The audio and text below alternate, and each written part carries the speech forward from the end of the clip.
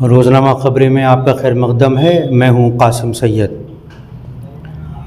उत्तर प्रदेश के चुनावी दौरे से गुज़रते हुए आज हम बहराइच ज़िले में हैं और बहराइच ज़िले के कैसरगंज असम्बली हलक़े में हमारा सुबह से दौरा हो रहा है।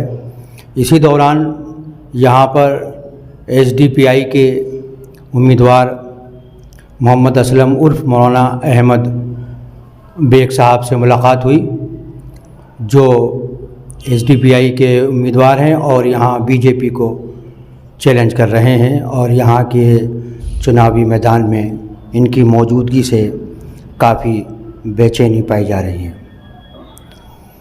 तो इनसे मुलाकात के दौरान ये बात इसकी ज़रूरत महसूस हुई कि आप लोगों से इनका तारुफ़ करा जाए और इनसे ये पूछा जाए कि आखिर ऐसे कौन सी बात थी जो वो चुनाव मैदान में उतरे हैं। ये बात काफ़ी दिलचस्प है कि मौलाना अहमद बेग साहब ऑल इंडिया इमाम्स कौंसिल के सदर ही हैं, लेकिन ये ग़ालिबन पहले नदवी हैं जो चुनावी मैदान में उतरे हैं और हो सकता है कि ये कोई ऐसी तारीख़ निकाल कर सामने लाएं जो लोगों को चौंकाने वाली हो। मौलाना अहमद बेग साहब, आपका खैर मक़दम है। शुक्रिया। आप ये बताइए कि एक नदवी होते हुए आपको चुनाव मैदान में उतरना कैसा लगा? असल कौम मिल्लत और मुल्क की बात है और फ़र्ज़ है सियासत, इसलिए कि सियासत ही के ज़रिए हम मुल्क को बचा सकते हैं और हम यहाँ के आवाम को बचा सकते हैं।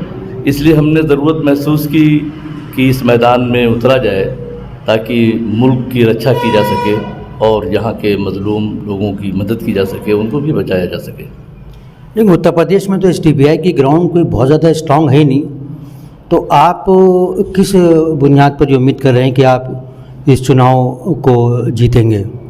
ऐसा नहीं है, यहाँ ग्राउंड बहुत अच्छा है क्योंकि हमारी पार्टी कैडर बेस पार्टी है।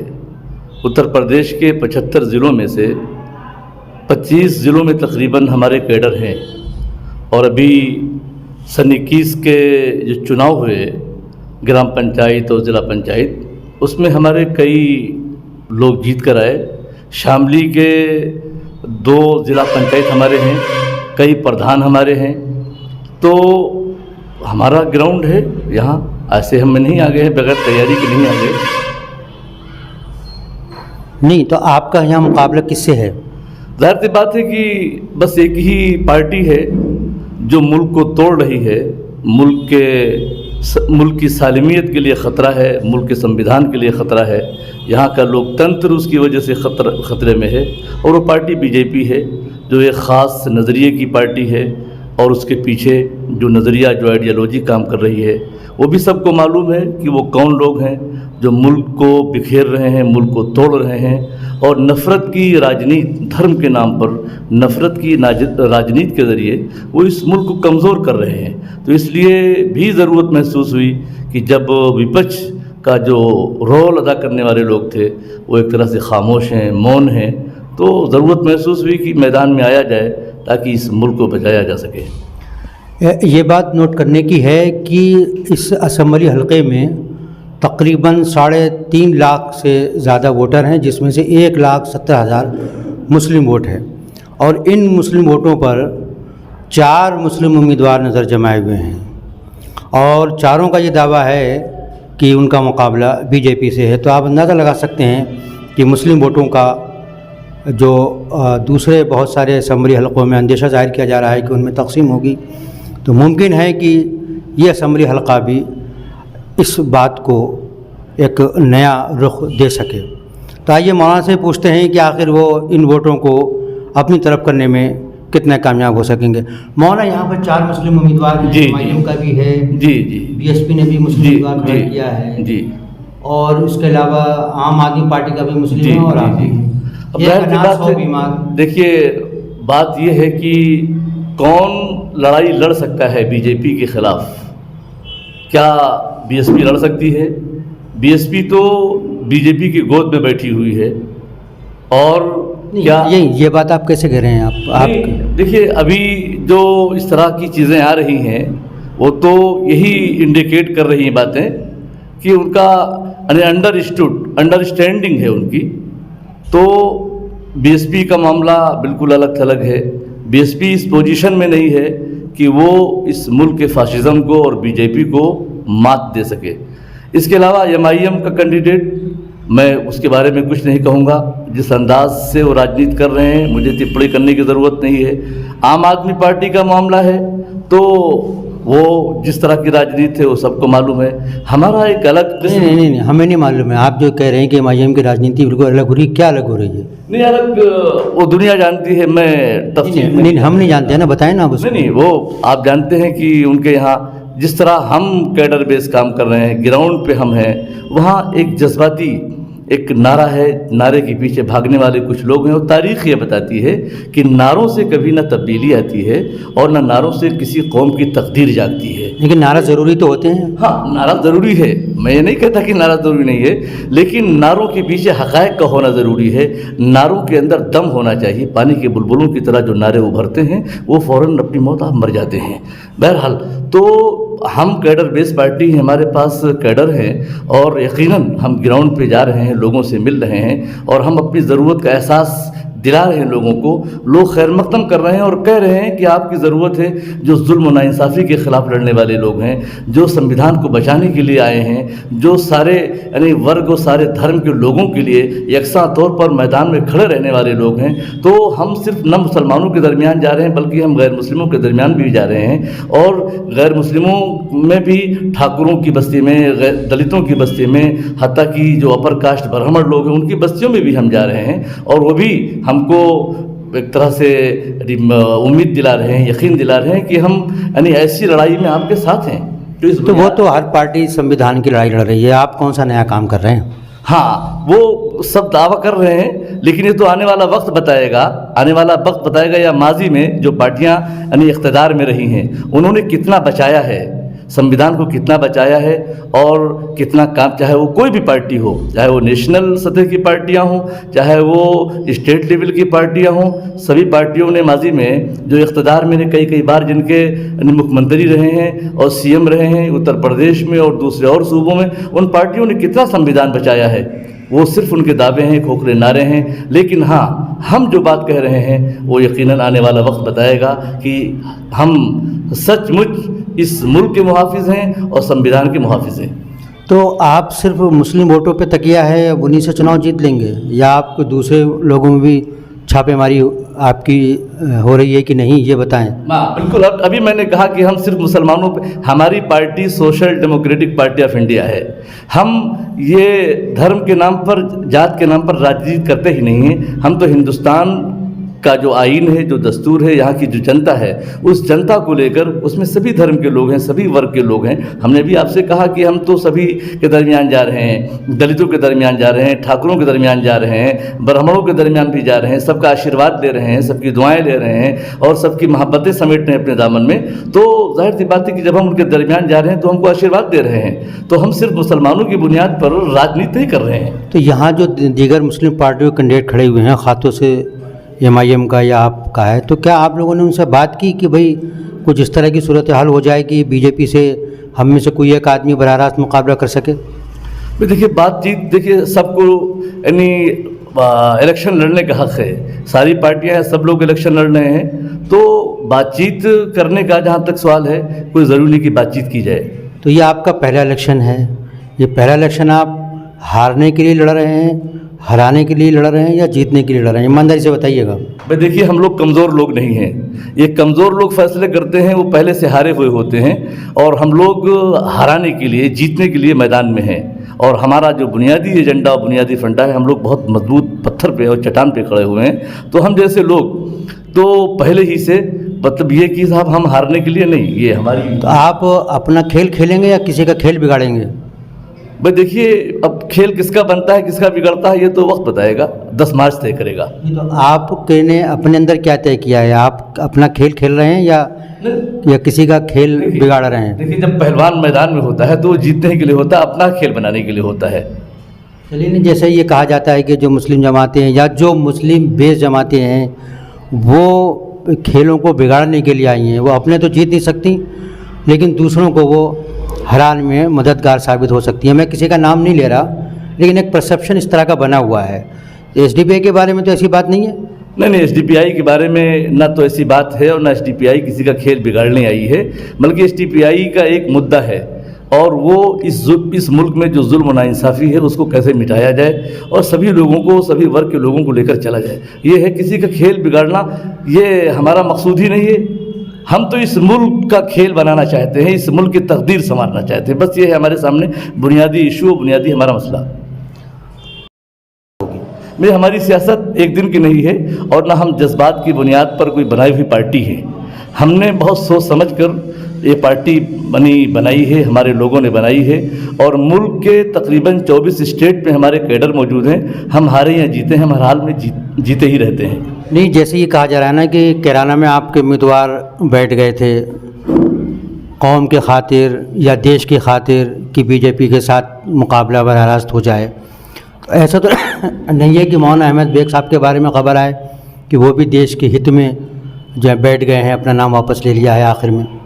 वहाँ की नौयत दूसरी थी, वहाँ बहरहाल हमने कुर्बानी दी, हमने समझा, हमारी टीम ने समझा, हमारी पार्टी की आला कमान ने समझा कि भाई यहाँ एक वक़ार का मसला है तो वहाँ बैठना ही मुनासिब है। इसलिए कि हम सिर्फ इक़्तिदार की हवस लेकर नहीं आए, बल्कि हम अपनी कौम का वक़ार बरकरार रखने के लिए और उसको आसमान की बुलंदियों तक पहुंचाने के लिए और हिंदुस्तानियों का वक़ार, सिर्फ अपनी कौम नहीं बल्कि हिंदुस्तानियों का वक़ार हम बुलंद करने के लिए आए हैं। तो वहाँ का मसला दूसरा है और यहाँ की नौयत दूसरी है। अभी बहरहाल हम मैदान में हैं और हम इसी नीयत से हैं कि आखिरी दम तक हम मैदान में रहेंगे। मतलब तो कैसरगंज में एसडीपीआई का उम्मीदवार ये पूरे एतमाद से कह रहा है कि वो आखिर दम तक लड़ेगा और मैदान में डटा रहेगा। हाँ बिल्कुल, इसमें कोई शक है। आप चेहरा देख लीजिए, क्या ये चेहरा मतलब मैदान छोड़कर भाग जाने वाला है या चंद कंकरियों और चंद जो पत्थरों से ये शिकस्त मान लेने वाला है? अरे बहुत जिगरदार चेहरा है, ये बहुत मजबूती के साथ लड़ाई लड़ रहा है यहाँ। तो यहाँ के वोटरों को ये पैगाम जो है दिया जाना चाहिए कि मौलाना अहमद बेग साहब जो हैं वो आखिर तक डटे रहेंगे पूरे यकीन के साथ। बिल्कुल बिल्कुल पैगाम दीजिए, बिल्कुल पैगाम दीजिए। और न सिर्फ जो है इस इलेक्शन तक, बल्कि इस इलेक्शन के बाद भी हार होती है या जीत होती है ये तो फैसला होता है, बाद में हुआ करेगा, लेकिन हम मैदान ही में रहेंगे। हम मैदान में रहने वाले लोग। कैसरगंज नहीं छोड़ेंगे? नहीं, कैसरगंज ही नहीं, हम पूरे मुल्क को नहीं छोड़ेंगे। हम बहराइच ज़िले में हैं और यहाँ हमारी मुलाकात एसडीपीआई उत्तर प्रदेश के सदर निज़ामुद्दीन साहब से हुई है। हम इनसे जानते हैं कि आखिर एसडीपीआई यूपी में कितना दमखम दिखा रही है और क्यों दिखा रही है। निज़ामुद्दीन साहब ये बताइए कि एसडीपीआई यहाँ कितनी सीटें लड़ रही है? उत्तर प्रदेश में 2022 असेंबली इलेक्शन में social democratic party of India 3 सीटों पे चुनाव लड़ रही है। एक सीट हमारी शामली ज़िले की थाना भवन, दूसरी सीट हम पूर्वी उत्तर प्रदेश के बहराइच ज़िले की कैसरगंज असेंबली से लड़ रहे हैं और तीसरी सीट हमारी कुशीनगर ज़िले के पड़ोना विधानसभा सीट पे हमने कैंडिडेट उतारा है। तो आप इतनी मेहनत क्यों कर रहे हैं? आपको रिजल्ट तो पहले से ही पता है। ऐसा नहीं है, social democratic party of India का अपना तरीका होता है इलेक्शन लड़ने का और हम उन्हीं सीटों पे कभी भी, चाहे वो असेंबली का हो, पार्लियामेंट का हो, म्यूनसिपल कॉरपोरेशन का हो, यहाँ तक कि ग्राम पंचायत, ज़िला पंचायत का इलेक्शन हो, social democratic party of India पहले जायज़ा लेती है।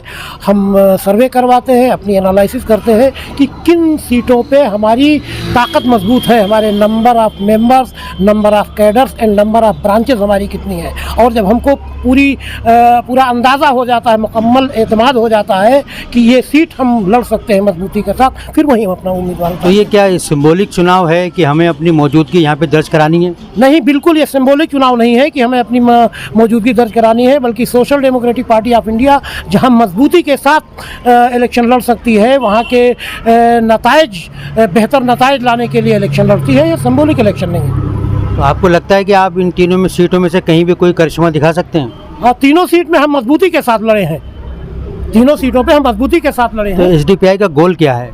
Social democratic party of India इस मुल्क में जो जुल्म और नाइंसाफ़ी चल रही है, गरीबी चल रही है, और ख़ास तौर से अब इन सब मामलात से हट के मुल्क की कौमी यकजहती, कौमी सालमियत, मुल्क का इत्तेहाद, मुल्क का संविधान और आइनी इक़दार और जमहूरी इक़दार ख़तरे में है। Social democratic party of India चाहती है कि ये मुल्क अपने सेकुलर शबीह को बरकरार रखे और आइन के हिसाब से मुल्क का काम चले, चूँकि फासिस्टवादी ताकतें इस मुल्क को एक ख़ास मज़हब के नाम से बनाना चाहती हैं, मजहबी रियासत। तो आप सब लोगों को जोड़ते क्यों नहीं, जो इस तरह के लाइक माइंडेड लोग हैं, अपनी अपनी अलग अलग लड़ाई लड़ रहे हैं? देखिए, 2014 में जब से भारतीय जनता पार्टी की हुकूमत आई है और फासिस्टवादी जो ताकतें हैं, फासिज्म का चेहरा खुल के सामने आया है, तब से social democratic party of India की लगातार ये कोशिश रही कि तमाम इस तरह के लोग जो आइन पे भरोसा करते हैं, जो जमहूरियत में जिनका भरोसा है,